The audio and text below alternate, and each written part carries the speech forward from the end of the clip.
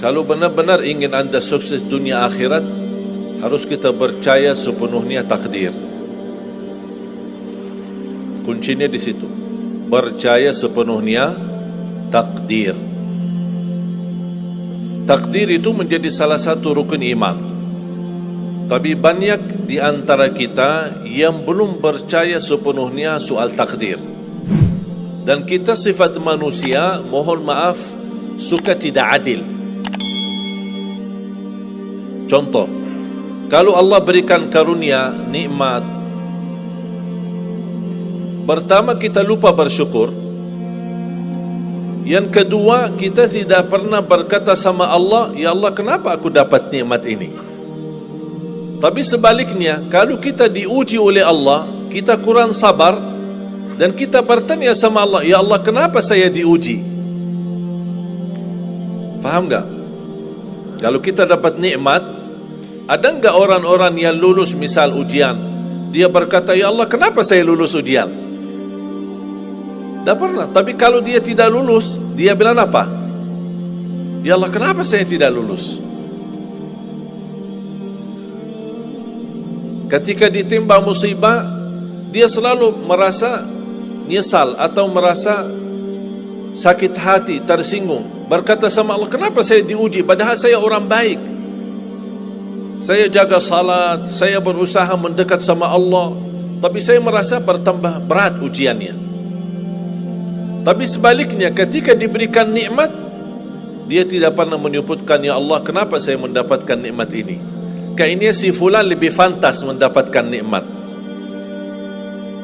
Itu tanda manusia tidak adil, tidak bersikap adil. Makanya subhanallah, semakin anda mantap imannya terhadap takdir, semakin hidupmu jadi nikmat.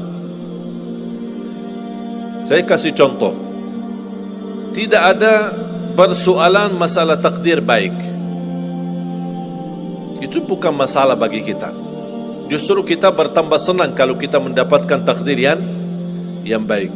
Tapi yang menjadi persoalan bermasalah bagi kita adalah takdir buruk. Ketika ditimpa musibah, ketika ada ujian, ada sakit, kesulitan, penghasilan yang tidak mencukupi, dan banyak masalah keluarga, masalah rezeki, masalah sama majikan, masalah di kerjaan, itu yang membuat banyak beban fikiran. Tapi kita harus tahu, sebenarnya walaupun takdir itu ada baik, ada buruk,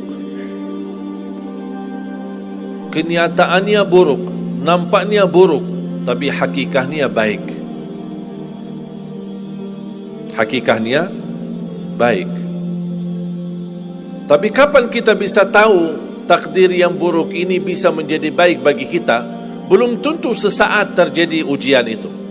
Bisa jadi belakangan, bahkan bisa menjadi sekian lama baru kita tahu dan sadar ternyata takdir itu baik bagi kita. Sebenarnya kalau kita tahu rahasia takdir, apapun yang akan terjadi, kita tidak ada kekhawatiran. Karena kita tahu sesudah ujian ini pasti ada sesuatu kebaikan. Dan yakini Bapak Ibu, Allah subhanahu wa ta'ala maha baik. Allah tidak senang menyusahkan hambanya. Tapi kadang-kadang proses untuk menuju kebaikan ada kesulitan dan tantangan. Berarti intinya apa? Apa yang saya ingin sampaikan, jangan ada yang merasa sakit hati atau merasa tersinggung ketika menghadapi ujian, merasa belum terkabul keinginannya. Allah sudah kabulkan. InsyaAllah tidak ada di antara kita yang ditolak doanya. Cuman kita mohon maaf kadang-kadang buru-buru, ingin selalu semuanya cepat. Kadang-kadang kalau terlalu cepat apa yang kita inginkan kita dapat, itu bahaya juga.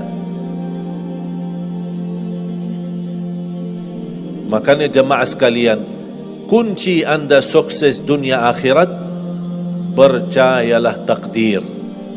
Dan semua takdir itu baik, tapi kita belum tahu rahasianya.